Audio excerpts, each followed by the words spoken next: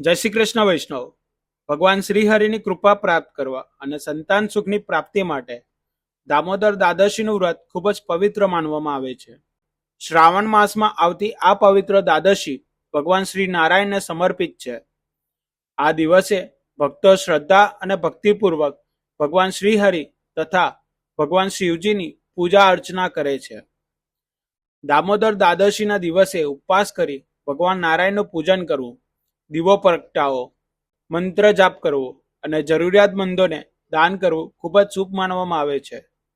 શાસ્ત્રોમાં માન્યતા છે કે જે ભક્ત સાચી શ્રદ્ધા અને નિયમપૂર્વક દામોદર દ્વાદશીનું વ્રત કરે છે તેને જીવનમાં અનેક શુભ ફળ પ્રાપ્ત થાય છે અને ભગવાન શ્રીહરિની કૃપા પ્રાપ્ત થાય છે.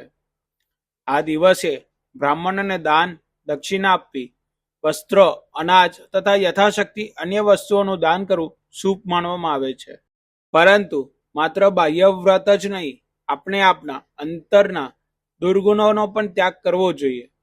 કપટ, લોભ, ક્રોધ, મોહ અને અહંકારથી દૂર રહી ભગવાનના ચરણોમાં મન લગાવવું જોઈએ.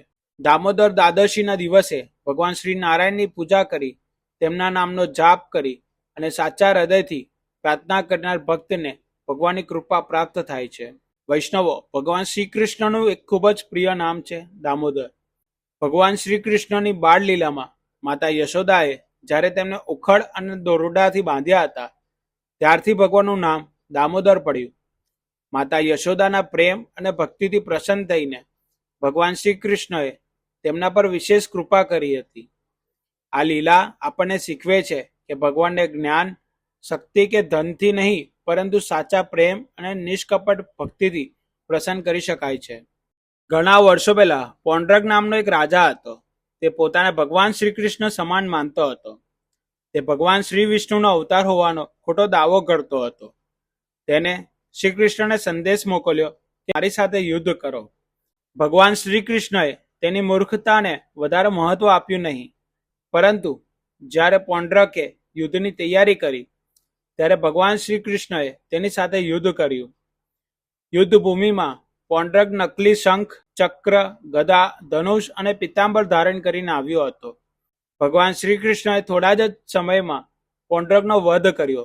આ રીતે અધર્મ પર ધર્મનો વિજય થયો.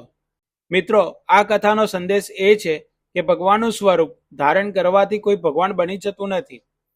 ભગવાનને પ્રાપ્ત કરવા માટે સત્ય, ભક્તિ અને ધર્મના માર્ગે ચાલવું જરૂરી છે.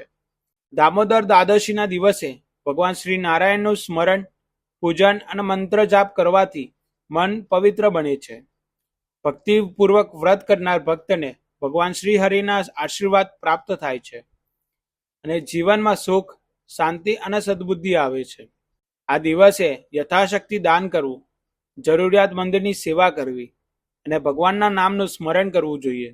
સૌથી મહત્વની વાત એ છે કે વ્રતની સાથે આપણા જીવનમાંથી અહંકાર, ક્રોધ, લોભ અને કપટ જેવા દુર્ગુણોને દૂર કરવાનો સંકલ્પ કરીએ. વૈષ્ણવો, દામોદર દ્વાદશીનો દિવસ પુષ્ટિ માર્ગ માટે પણ અત્યંત પવિત્ર માનવામાં આવે છે. શ્રાવણ સુદ દ્વાદશીના પવિત્ર દિવસે શ્રી દામોદર દાસ હર્ષાણીને શ્રી મહાપ્રભુજી પાસેથી બ્રહ્મ સંબંધની દીક્ષા પ્રાપ્ત થઈ હતી. શ્રી દામોદર દાસજી શ્રી મહાપ્રભુજીના પ્રથમ સેવક અને પુષ્ટિ માર્ગના પવિત્ર ઇતિહાસમાં ખૂબ જ મહત્વપૂર્ણ સ્થાન ધરાવે છે. શ્રી મહાપ્રભુજીએ દામોદર દાસજીને બ્રહ્મ સંબંધની પવિત્ર સેવા આપી અને આ રીતે પુષ્ટિ માર્ગની ભક્તિ પરંપરાને એક વિશેષ દીક્ષા મળી. આથી દામોદર દ્વાદશીનો દિવસ પુષ્ટિ ભક્તો માટે પણ ખૂબ જ પવિત્ર અને સ્મરણીય દિવસ છે. દામોદર દ્વાદશીના પવિત્ર દિવસે ભગવાન શ્રી કૃષ્ણનું સ્મરણ કરીએ અને દાન, સેવા કરીએ અને આપણા જીવનને ભક્તિમય બનાવીએ. જય શ્રી કૃષ્ણ.